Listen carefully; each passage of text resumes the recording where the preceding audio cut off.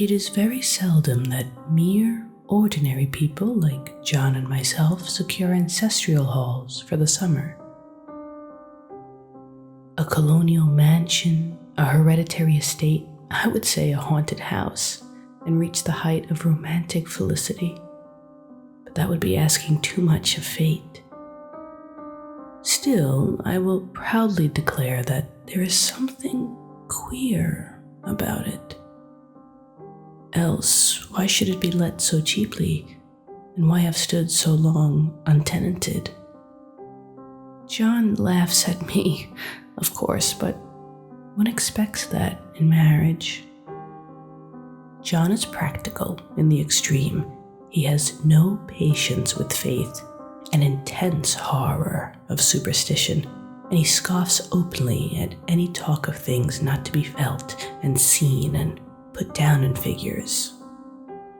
John is a physician, and perhaps, I would not say it to a living soul, of course, but this is dead paper and a great relief to my mind. Perhaps that is one reason I do not get well faster. You see, he does not believe I am sick. And what can one do? If a physician of high standing and one's own husband assures friends and relatives that there is really nothing the matter with one but temporary nervous depression, a slight hysterical tendency, what is one to do?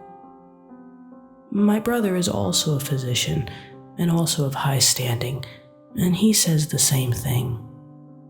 So I take phosphates or phosphites, whichever it is, and tonics and journeys and air and exercise, and am absolutely forbidden to work until I am well again.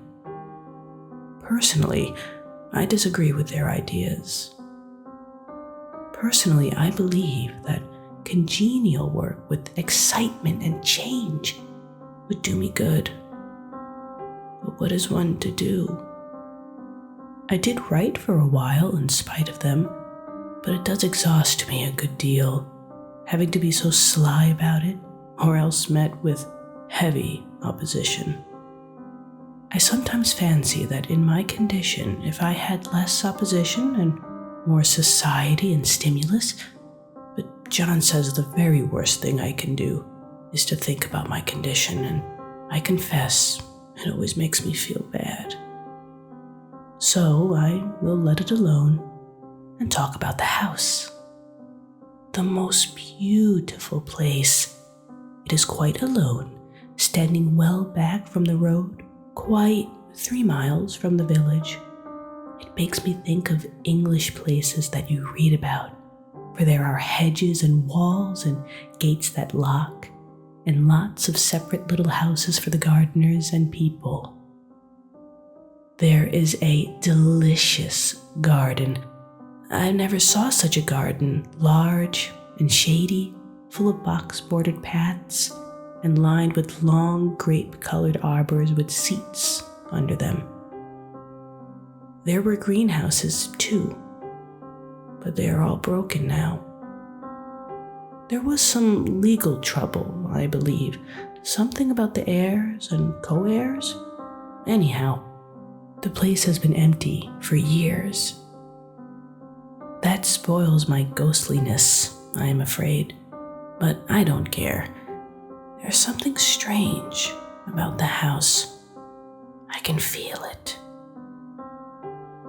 I even said so to John one moonlight evening, but he said what I felt was a draft and shut the window. I get unreasonably angry with John sometimes. I'm sure I never used to be so sensitive. I think it is due to this nervous condition. But John says if I feel so, I shall neglect proper self-control. So I take pains to control myself, before him at least, and that makes me very tired.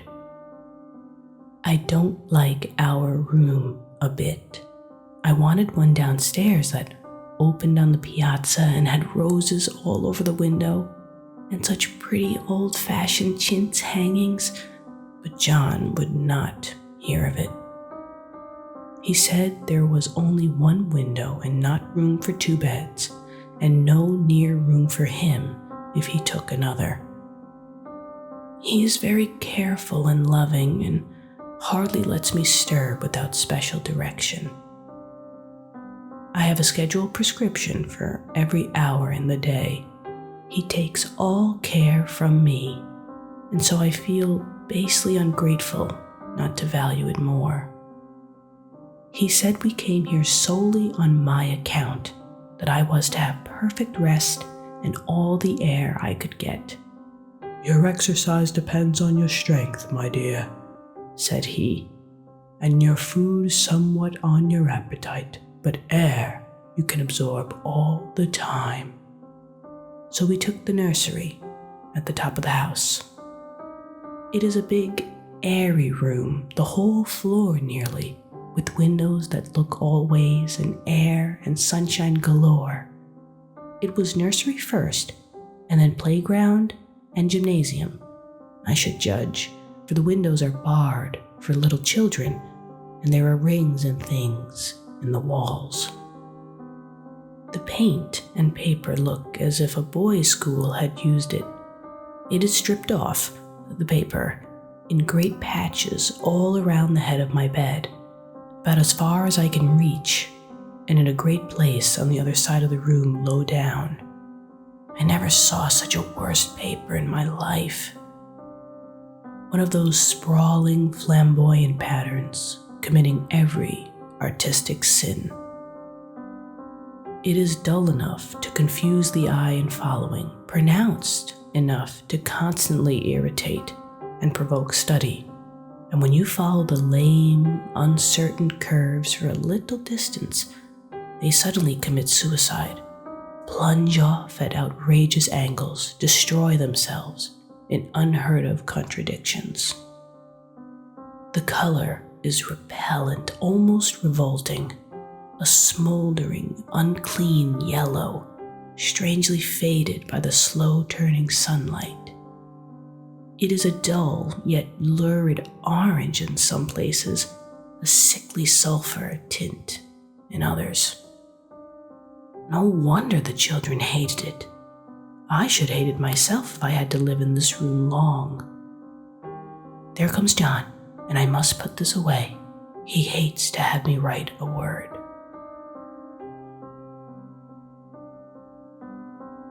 We have been here 2 weeks, and I haven't felt like writing before, since that first day.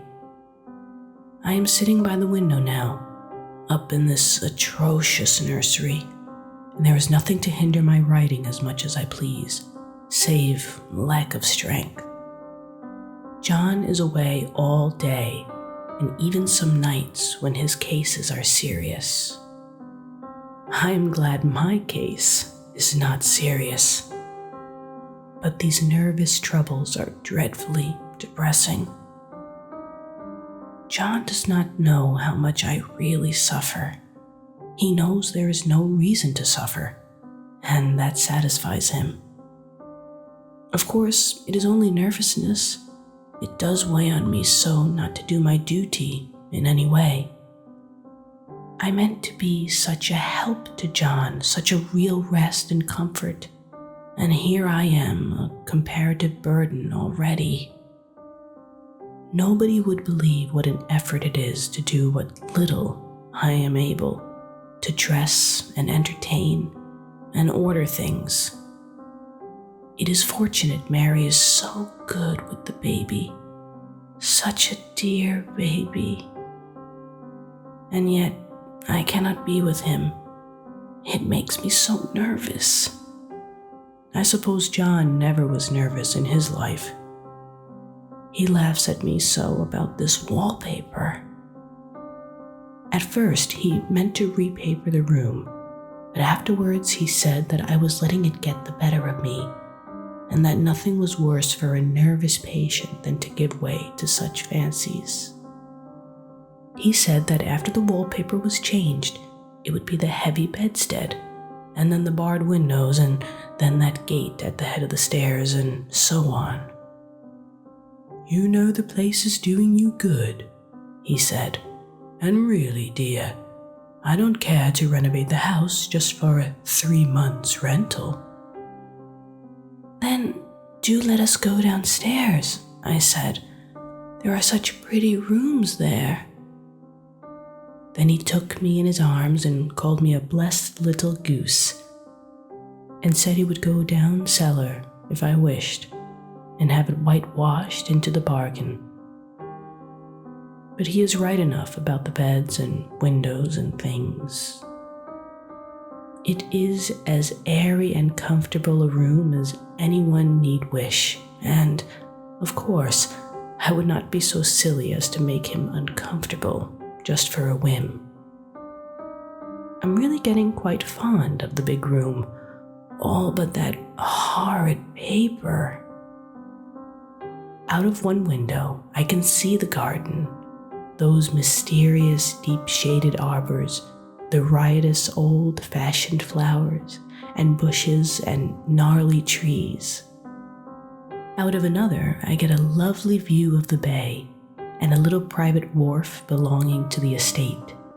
There is a beautiful shaded lane that runs down there from the house. I always fancy I see people walking in these numerous paths and arbors, but John has cautioned me not to give way to fancy in the least. He says that with my imaginative power and habit of story making, a nervous weakness like mine is sure to lead to all manner of excited fancies, and that I ought to use my will and good sense to check the tendency. So I try. I think sometimes that if I were only well enough to write a little, it would relieve the press of ideas and rest me. But I find I get pretty tired when I try. It is so discouraging not to have any advice and companionship about my work. When I get really well, John says we will ask Cousin Henry and Julia down for a long visit, but he says he would as soon put fireworks in my pillowcase as to let me have those stimulating people about now. I wish I could get well faster, but I must not think about that. This paper looks to me as if it knew what a vicious influence it had. There is a recurrent spot where the pattern lolls like a broken neck and 2 bulbous eyes stare at you upside down. I get positively angry with the impertinence of it and the everlastingness. Up and down and sideways they crawl, and those absurd, unblinking eyes are everywhere.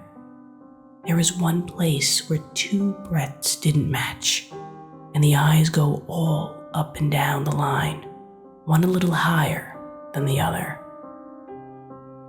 I never saw so much expression in an inanimate thing before, and we all know how much expression they have.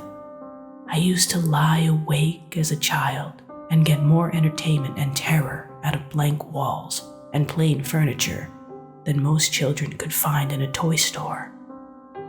I remember what a kindly wink the knobs of our big old bureau used to have, and there was one chair that always seemed like a strong friend.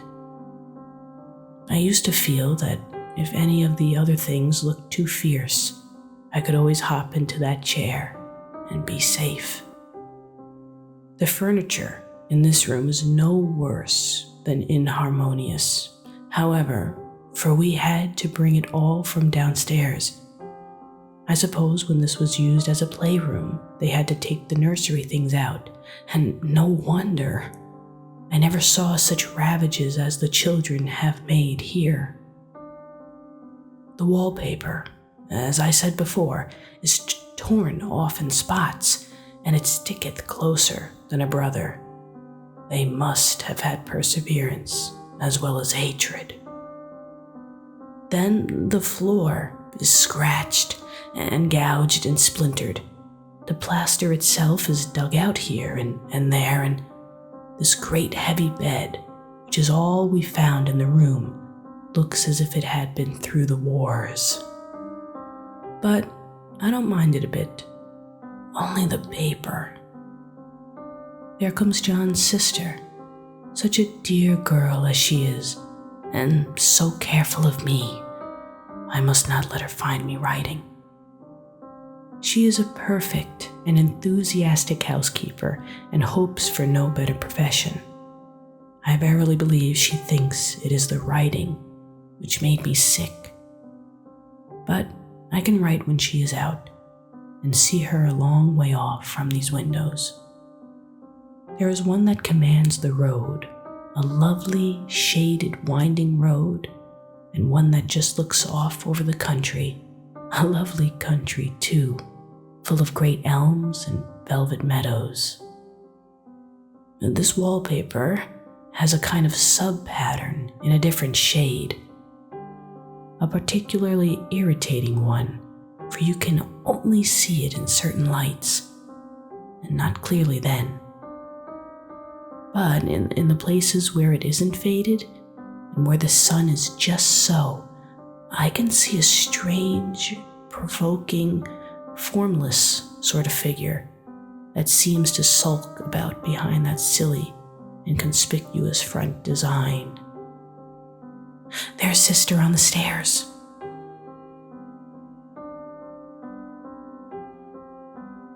Well, the 4th of July is over. The people are gone and I am tired out. John thought it might do me good to see a little company, so we just had Mother and Nellie and the children down for a week. Of course, I didn't do a thing. Jenny sees to everything now. But it tired me all the same. John says if I don't pick up faster, he shall send me to Weir Mitchell in the fall. But I don't want to go there at all. I had a friend who was in his hands once, and she says he is just like John and my brother, only more so. Besides, it is such an undertaking to go so far. I don't feel as if it was worthwhile to turn my hand over for anything, and I'm getting dreadfully fretful and querulous. I cry at nothing, and cry most of the time. Of course, I don't when John is here, or anybody else, but when I am alone. And I am alone a good deal just now. John is kept in town very often by serious cases, and Jenny is good and lets me alone when I want her to. So I walk a little in the garden or down that lovely lane, sit on the porch under the roses, and lie down up here a good deal. I'm getting really fond of the room, in spite of the wallpaper, perhaps because of the wallpaper. It dwells in my mind so. I lie here on this great immovable bed. It is nailed down, I believe, and follow that pattern about by the hour. It is as good as gymnastics, I assure you. I start, we'll say at the bottom, down in the corner over there, where it has not been touched, and I determine for the 1000th time that I will follow that pointless pattern to some sort of a conclusion.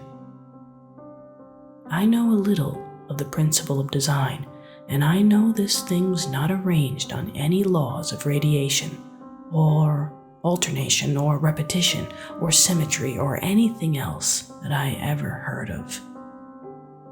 It is repeated, of course, by the breaths, but not otherwise. Looked at in one way, each breath stands alone, the bloated curves and flourishes, a kind of debased Romanesque with delirium tremens, go waddling up and down in isolated columns of fatuity. But, on the other hand, they connect diagonally, and the sprawling outlines run off in great slanting waves of optic horror, like a lot of wallowing seaweeds in full chase. The whole thing goes horizontally too, at least it seems so, and I exhaust myself in trying to distinguish the order of its going in that direction. They have used a horizontal breadth for a frieze, and that adds wonderfully to the confusion. There is one end of the room where it is almost intact, and there, when the crosslights fade and the low sun shines directly upon it, I can almost fancy radiation after all. The interminable grotesques seem to form around a common center and rush off in headlong plunges of equal distraction. It makes me tired to follow it. I will take a nap, I guess.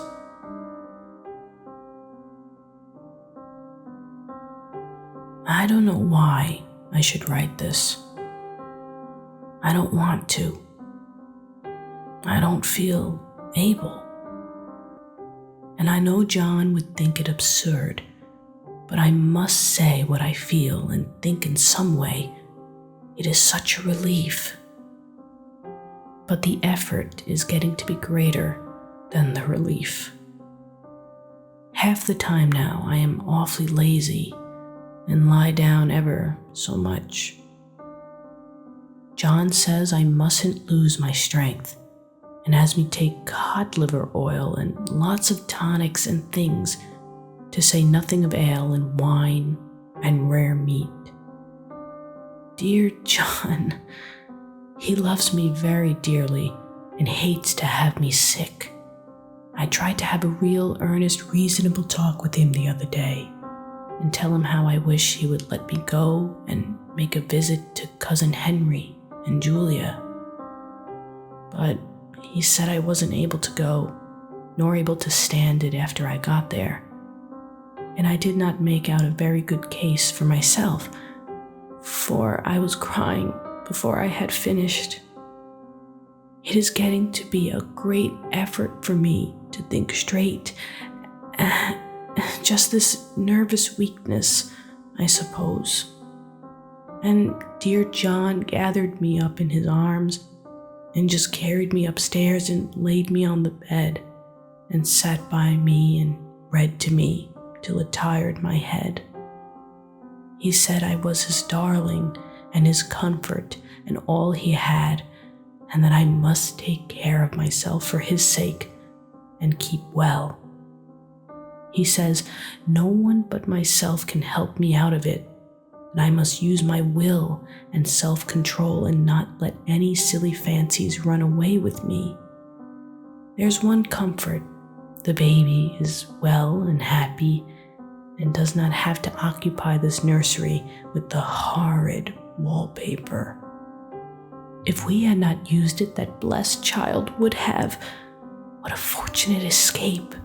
Why, I wouldn't have a child of mine, an impressionable little thing, live in such a room for worlds.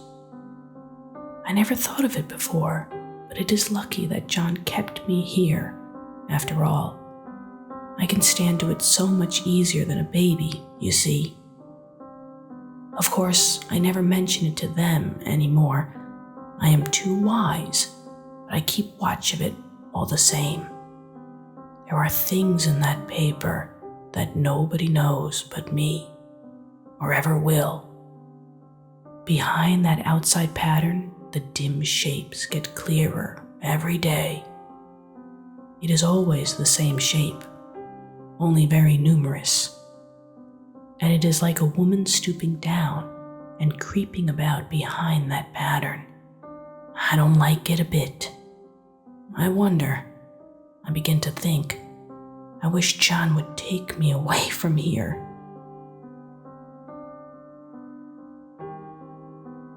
It is so hard to talk with John about my case, because he is so wise and because he loves me so. But I tried it last night. It was moonlight. The moon shines in all around, just as the sun does. I hate to see it sometimes. It creeps so slowly and always comes in by one window or another. John was asleep, and I hated to waken him, so I kept still and watched the moonlight on that undulating wallpaper till I felt creepy. The faint figure behind seemed to shake the pattern, just as if she wanted to get out. I got up softly and went to feel and see if the paper did move. And when I came back, John was awake. "What is it, little girl?" he said. "Don't go walking about like that, you'll get cold." I thought it was a good time to talk, so I told him that I really was not gaining here and that I wished he would take me away.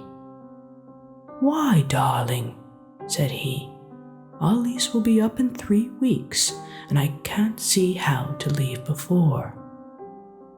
The repairs are not done at home, and I cannot possibly leave town just now. Of course, if you were in any danger, I could and would, but you really are better, dear, whether you can see it or not. I'm a doctor, dear, and I know. You are gaining flesh and color. Your appetite is better. I feel really much easier about you." "I don't weigh a bit more," said I, "nor as much.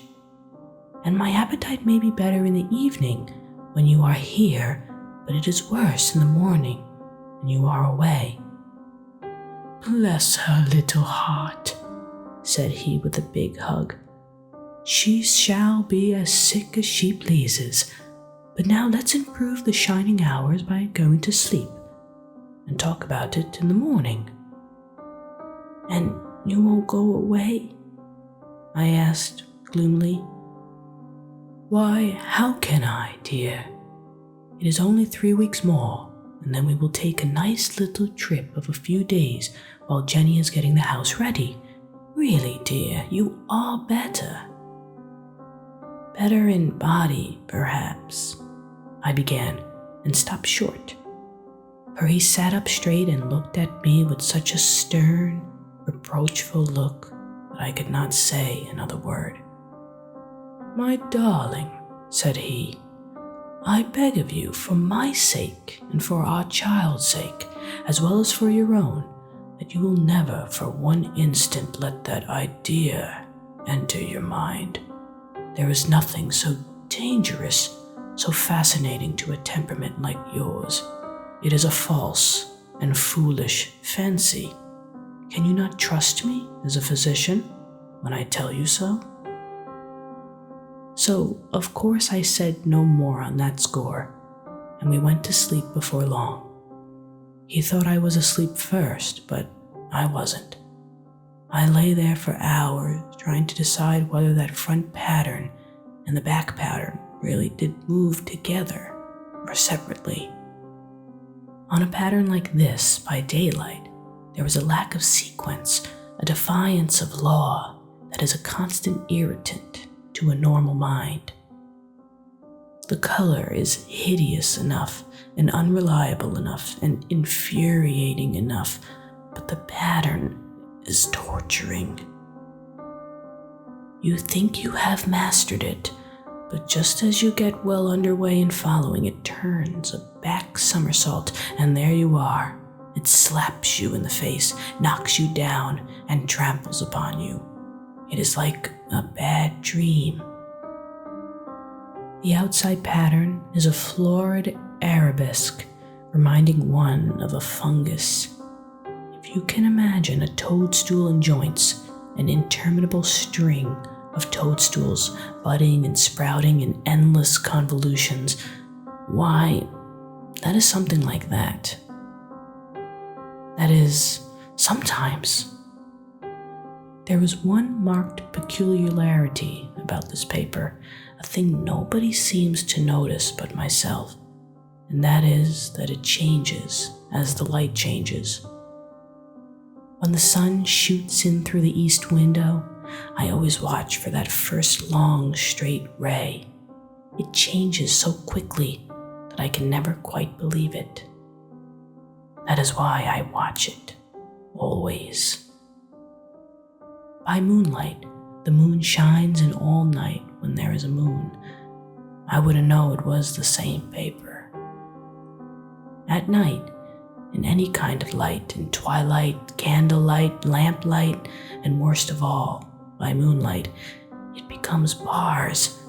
The outside pattern, I mean, and the woman behind it is as plain as can be.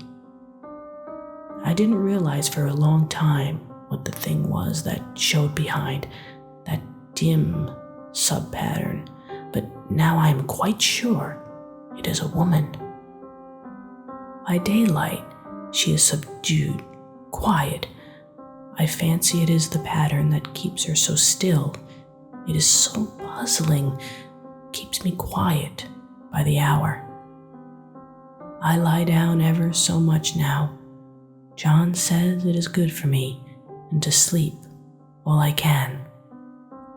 Indeed, he started the habit by making me lie down for an hour after each meal. It is a very bad habit, I am convinced, for, you see, I don't sleep. And that cultivates deceit, for I don't tell them I'm awake. Oh no. The fact is, I'm getting a little afraid of John.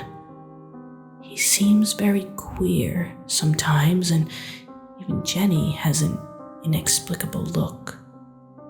It strikes me occasionally, just as a scientific hypothesis, that perhaps it is the paper. I have watched John when he did not know I was looking, and come into the room suddenly on the most innocent excuses, and I've caught him several times looking at the paper. And Jenny too. I caught Jenny with her hand on it once.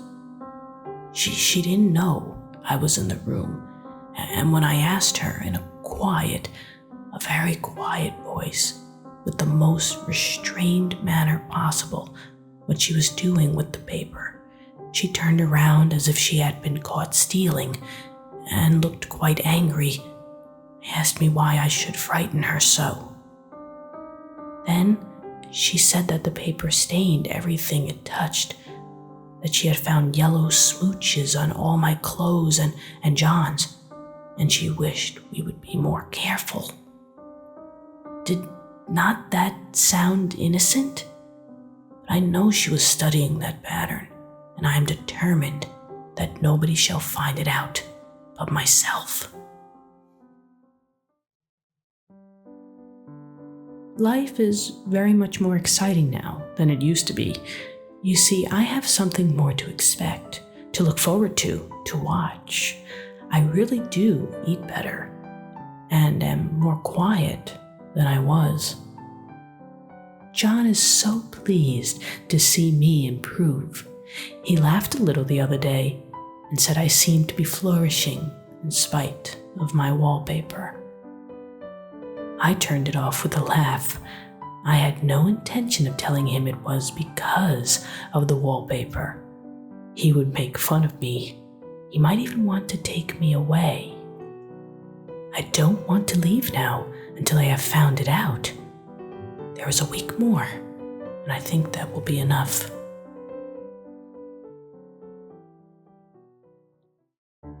I'm feeling ever so much better. I don't sleep much at night, for it is so interesting to watch developments, but I sleep a good deal in the daytime. In the daytime, it is tiresome and perplexing. There are always new shoots on the fungus and new shades of yellow all over it. I cannot keep count of them, though I have tried conscientiously. It is the strangest yellow, that wallpaper. It makes me think of all the yellow things I ever saw. Not beautiful ones like buttercups, but old, foul, bad, yellow things. But there is something else about that paper. The smell. I noticed it the moment we came into the room, but with so much air and sun, it was not bad. Now we have had a week of fog and rain, and whether the windows are open or not, the smell is here. It creeps all over the house. I find it hovering in the dining room, skulking in the parlor, hiding in the hall, lying in wait for me on the stairs. It gets into my hair. Even when I go to ride, if I turn my head suddenly and surprise it, there is that smell. Such a peculiar odor, too. I have spent hours in trying to analyze it, to find what it smelled like. It is not bad at first, and very gentle, but quite the subtlest, most enduring odor I ever met. In this damp weather, it is awful. I wake up in the night and find it hanging over me. It used to disturb me at first. I thought seriously of burning the house to reach the smell. But now I am used to it. The only thing I can think of that it is like is the color of the paper, a yellow smell. There is a very funny mark on this wall low down near the mopboard, a streak that runs round the room.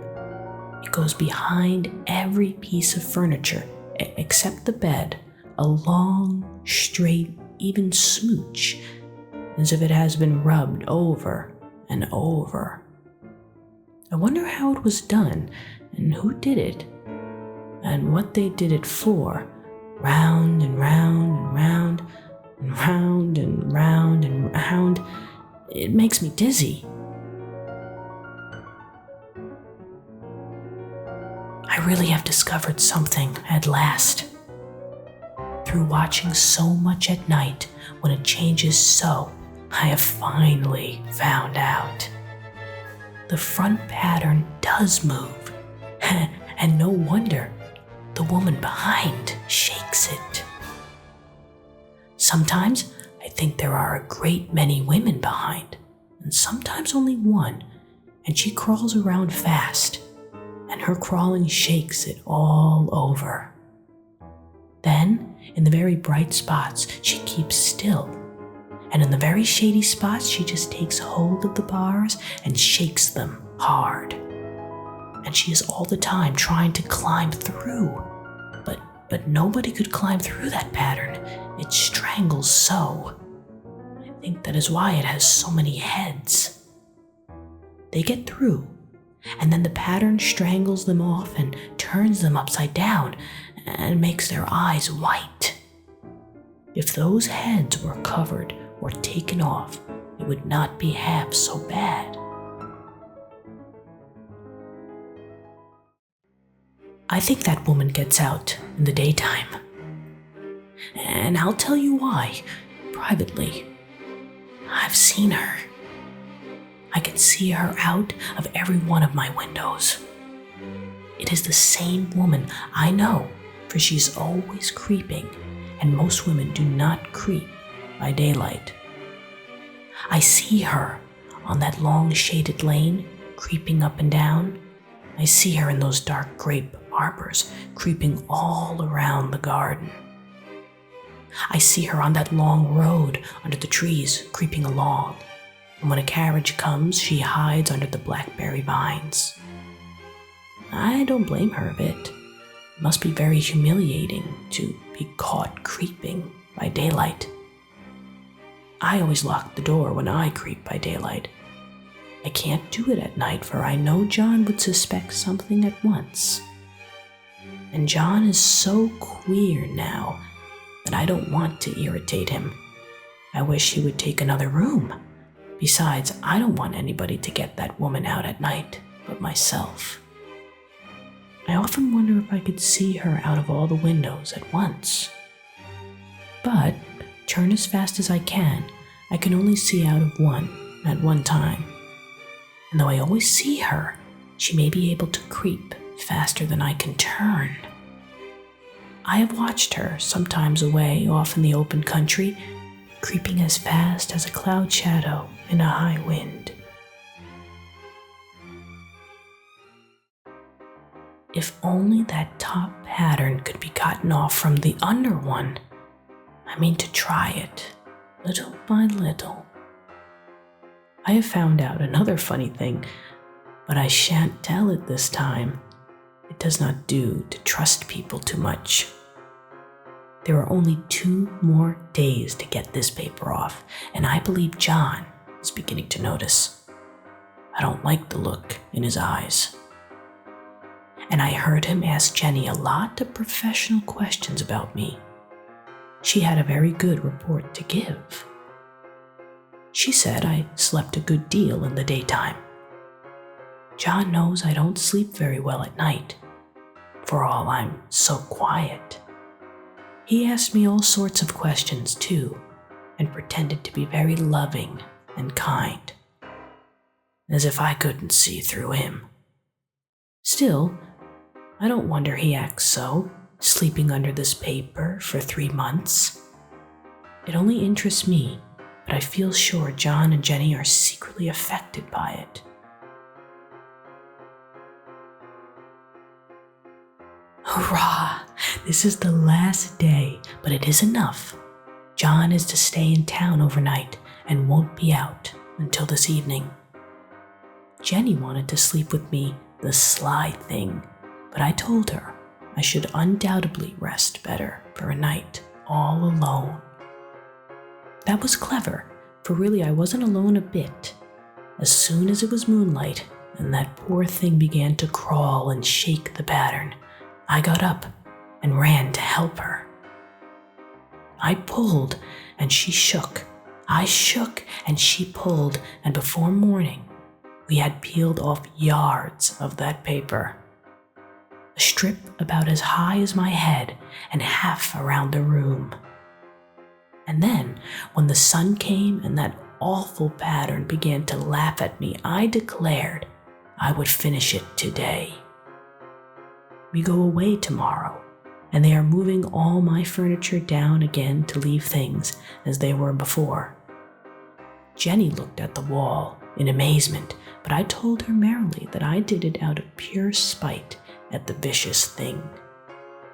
She laughed and said she wouldn't mind doing it herself, but I must not get tired. How she betrayed herself that time. But I am here, and no person touches this paper but me, not alive. She tried to get me out of the room. It was too patent. But I said it was so quiet and empty and clean now that I believed I would lie down again and sleep all I could, and not to wake me even for dinner. I would call when I woke. So now she is gone, and the servants are gone, and the things are gone, and there is nothing left but that great bedstead nailed down with the canvas mattress we found on it. We shall sleep downstairs tonight and take the boat home tomorrow. I quite enjoy the room. Now it is bare again. How those children did tear about here. This bedstead is fairly gnawed. But I must get to work. I have locked the door and thrown the key down into the front path. I don't want to go out, and I don't want to have anybody come in till John comes. I want to astonish him. I've got a rope up here that even Jenny did not find. If that woman does get out and tries to get away, I can tie her. But I forgot I could not reach far without anything to stand on. This bed will not move. I tried to lift and push it until I was lame, and then I got so angry I bit off a little piece at one corner, but it hurt my teeth. Then I peeled off all the paper I could reach standing on the floor. It sticks horribly, and the pattern just enjoys it. And those strangled heads and bulbous eyes and waddling fungus growths just shriek with derision. I am getting angry enough to do something desperate. To jump out of the window would be admirable exercise, but the bars are too strong even to try. Besides, I wouldn't do it. Of course not. I know well enough that a step like that is improper and might be misconstrued. I don't like to look out of the windows even. There are so many of those creeping women, and they creep so fast. I wonder if they all come out of that wallpaper as I did. But I am securely fastened now by my well-hidden rope. You don't get me out in the road there. I suppose I shall have to get back behind the pattern when it comes night, and that is hard. It is so pleasant to be out in this great room and creep around as I please. I don't want to go outside. I won't, even if Jenny asks me to. For outside you have to creep on the ground, and everything is green instead of yellow. But here I can creep smoothly on the floor, and my shoulder just fits in that long smooch around the wall, so I cannot lose my way. Why, there's John at the door. It is no use, young man, you can't open it. How he does call and pound. Now he's crying for an axe. It would be a shame to break down that beautiful door. John, dear, said I in the gentlest voice, the key is down by the front steps under a plantain leaf. That silenced him for a few moments. Then he said, very quietly indeed, open the door, my darling. I can't, said I. The key is down by the front door under a plantain leaf. And then I said it again, several times, very gently and slowly, and said it so often that he had to go and see. And he got it, of course, and came in. He stopped short by the door. What is the matter? He cried. For God's sake, what are you doing? I kept on creeping just the same, but I looked at him over my shoulder. I've got out at last, said I, in spite of you and Jane, and I pulled off most of the paper, so you can't put me back. Now why should that man have fainted? But he did, and right across my path by the wall, so that I had to creep over him every time.